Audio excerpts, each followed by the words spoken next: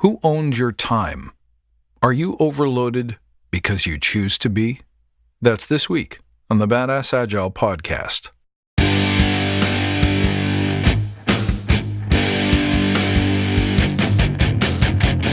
Greetings, team.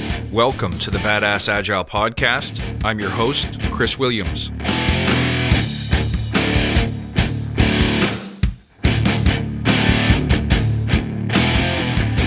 Hello, my friends from around the world. It's wonderful to see you.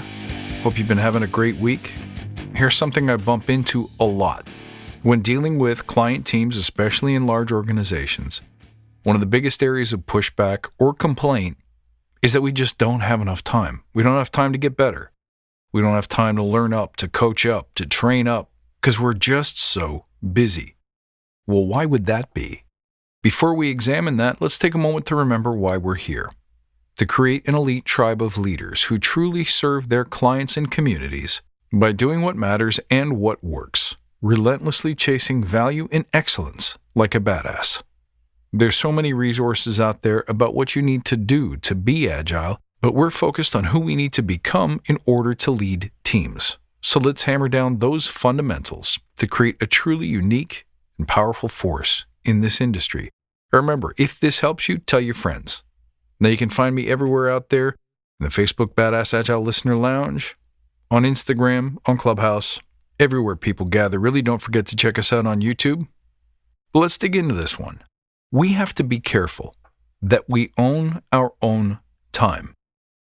See, we frequently complain that we're overloaded, and that overload occupies the space that we so desperately need to allow for training, upskilling, mindset shifting, behavior setting, and most importantly, our creative work.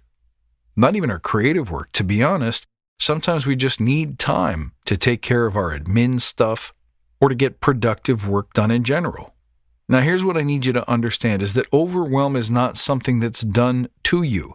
It is something that you accept. You might even welcome it. But any way you look at it, it's something that you do to yourself. Okay, assuming we can accept that, how do we fix it? Well, the thing is, the antidote is simple yet hard. It's one of those things.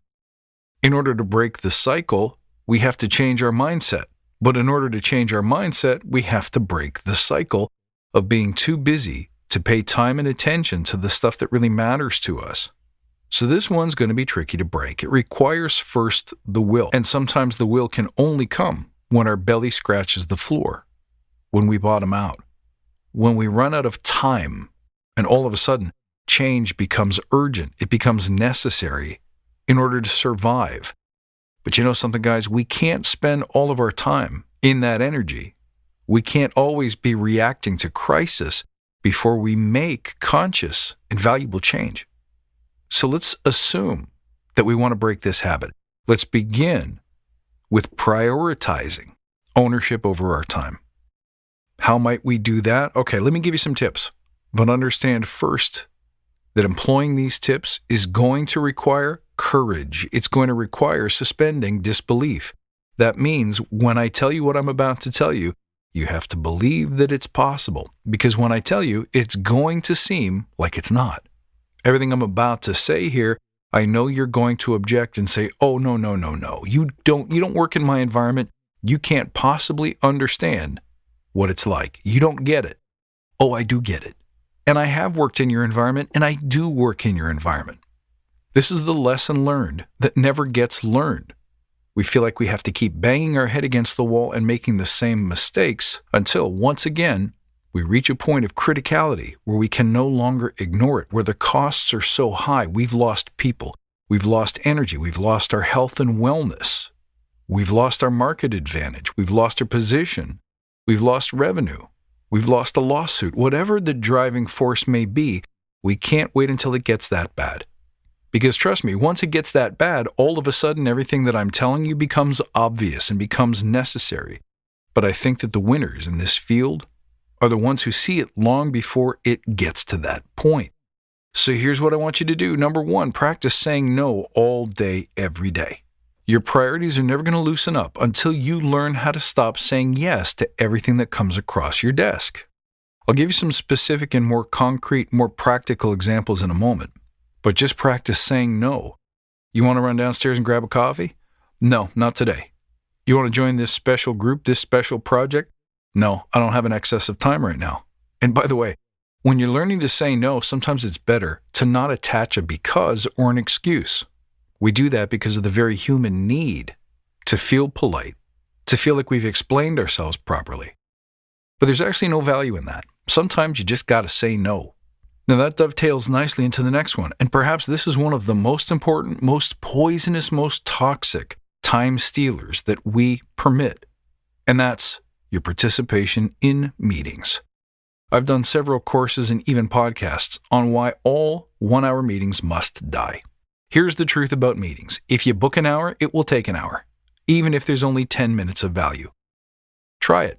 See how many times people say, I'm going to give you 20 minutes back. I'm going to give you 10 minutes back. And then the conversation keeps going, new questions pop up, and the meeting continues to evolve and bloom before your very eyes. But I want you to take very careful note of how much of that time is valuable.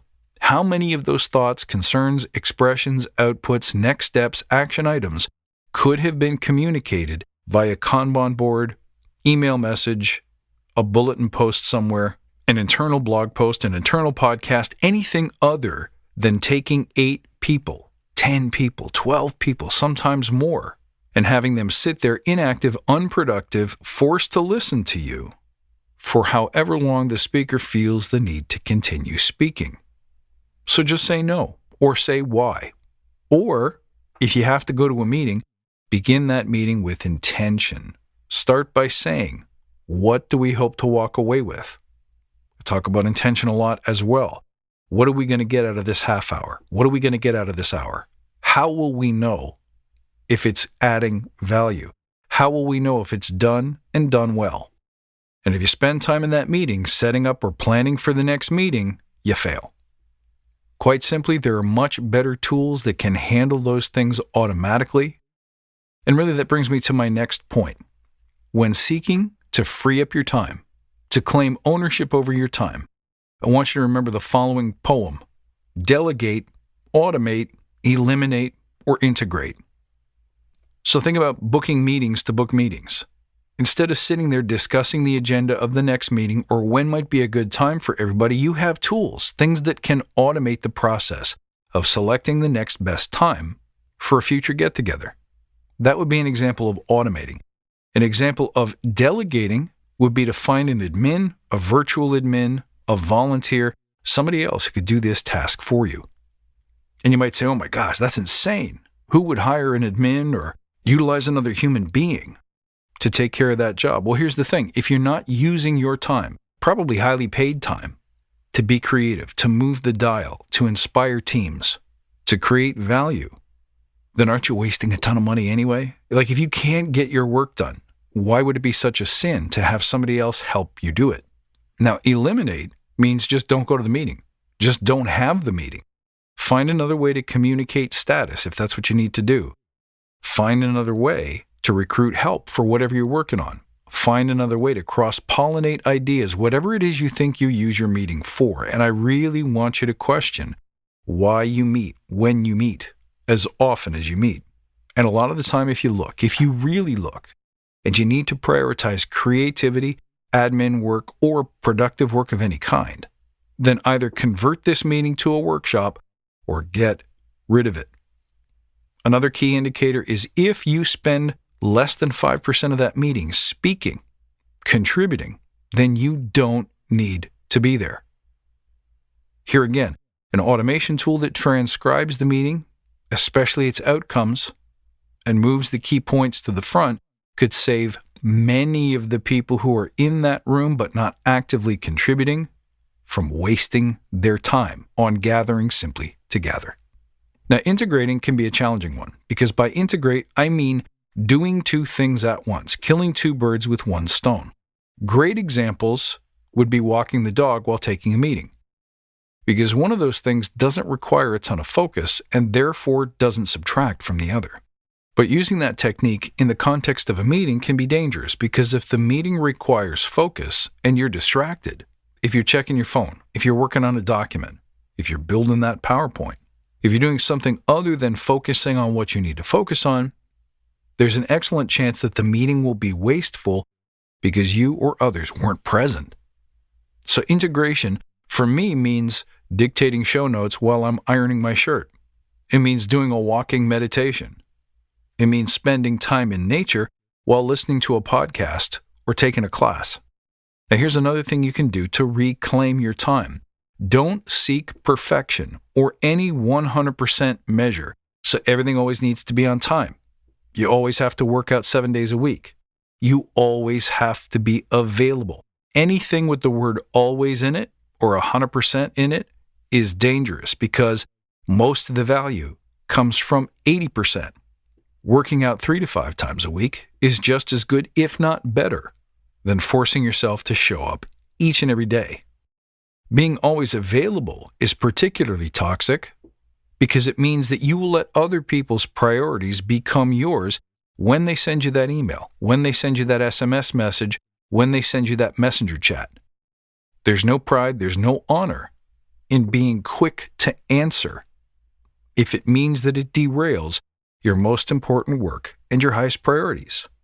Now, better still, why not turn off all your notifications in the first place? That's right.